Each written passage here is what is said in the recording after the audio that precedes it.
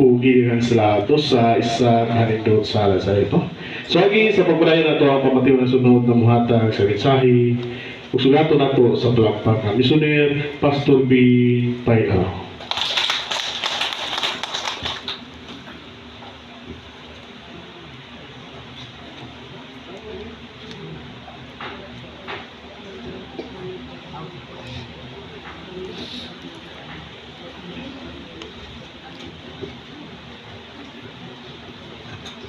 Okay, mga igsoon ako sa pagtulunan. Una sa tanan sa akong bahin, no? Hatagan sa nagpagkahod ang atong labaw ng magbubuhat. Diha sa ngalan sa Amahan, sa Anak, sa Balang Espiritu Santo, uban sa bagong ngalan Papa Jose Salvadorial, maayong gabi sa imo pa. O happy birthday para sa imo sa ato tanan karon, maayong gabi sa ato tanan. Okay, mga igsoon ako sa pagtulunan, daghan ang mga pulong sa Dios alang kanato ini nga gabi, no? Nalipay ba mo nga naata karon dinhi? Okay, salamat. Ako po nalipay ko. Ngano man, ang gikalipayan nako kay nag-birthday ang tao nga lawas sa Dios. Amen ba? Oh, kana so gidiskasan ni Brad Zonay, tinuod to nga ang lawas material tao, pero ang nisulod Dios. Oh. Sa pulong ni Kristo Jesus nga gibilin siya ang mga apostolis, ingon siya sa Juan 14:16, mga moy ko sa Amahan, kamo padad-an og laing manglalaban, nga mao ang espiritu sa kamatuoran makiguban kaninyo hangtod sa kanturan. Espiritu pa lang dito, wala pa'y pangalan. Si Kristo ang nagsulti. Si Juan hinigugma na ang nagsulat. Sa 12 ka apostoles, siya ang ipasulat sa pinadayag 3:12. Ang iglesia sa Philadelphia, ikapito nga manlulunda, nagtug-an nga dunay bago nga pangalan sa Dios.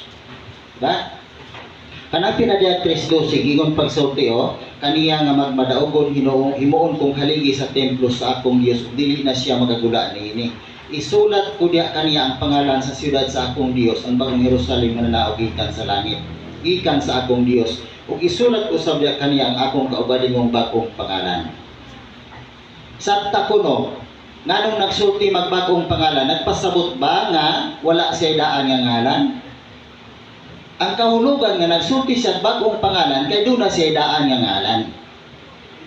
Kung moingon ko karon nga si Jehova o si Kristo o si Papa JJR Usara, unsa inyong hunahuna? Walay nagtubag. Walay nagtubag. Sa imo, sir? Oo. Mao na ipasalamatan ako. Nga ang tulo ka ngalan sa Dios nagkahiusa diha sa usa ka lawas sa tao nga si Dominador Dagpilan. Pero kanang pangalanan napta na siya na ang nagbuhat sa dalan sa kaluwasan paingon sa pultahan. Dominador Dagpilan. Paghiusa sa Dios diha sa iyang lawas, nahimo nang ang lawas sa material, nalimtan ang iyang pangalan material, ang nigawas ang ngalan sa Dios nga JJR Jose Salvador Real. Ug mao na nay namuhat sa ato karon. Muna na naghimo sa imo og kaluwasan, ipatikan ka sa iyang ngalan, gihatagan ka tanan. Muna gipasalamatan ako nga nakaapil ko ani nga gitawag og tinuod nga kamatuoran, kay diha sa tinuod nga kamatuoran naa diha ang kaluwasan. Matud pa ni Ginoong Hesus, kung pabilin kamo sa akong pagtulunan, masayod kamo sa kamatuoran ug ang kamatuoran magahatag kaninyong kaluwasan. Nagpasabot mga igsuon ako, sigurado ang atong kaluwasan nga ang tawo nga nagbirthday nining adlaw atong gikauban Papa Jose Salvador Real. Amen ba?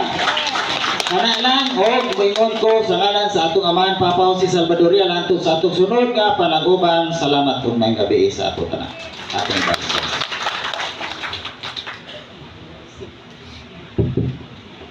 O idagan sa yapuno sa kanunay nga pagpasabot kaya ato sa mga pulo, no?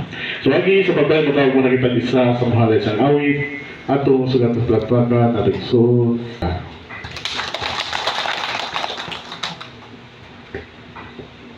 Magahalad sa akong awit, ako magayukbo ngadto sa atong balaan amahan, anak ug Espiritu Santo, sa atong patron Senyor Santo nato, sa atong amahan nga nagasaulog sa adlaw nga natawhan pa, happy birthday.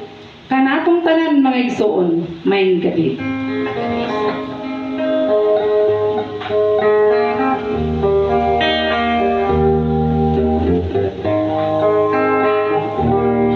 Ani anak, nagpakatao, si JJR, niining kalibutan, dili maisip ang pagkalipan, kay ni anak ang buhing dalampanan.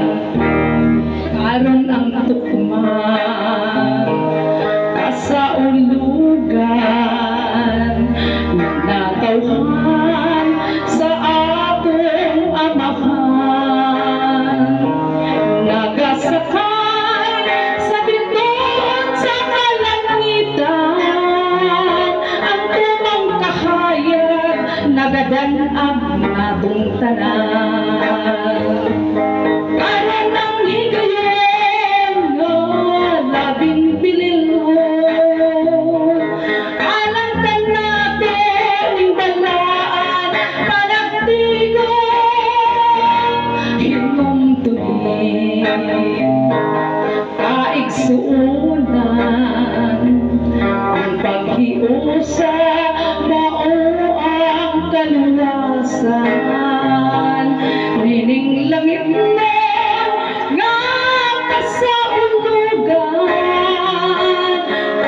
hingpit nga kadaugan natong tanan. Karon ang higayon nga labing pilino, alam ka nato ang balaan panagtigo. Karon ang tugma kasaulugan nga natawhan sa atong amahan. Nagasakay sa bituon sa kalangitan, ang tupang kakaya nagadanhan natong tanan. Ang tupang kakaya nagadanhan natong tanan.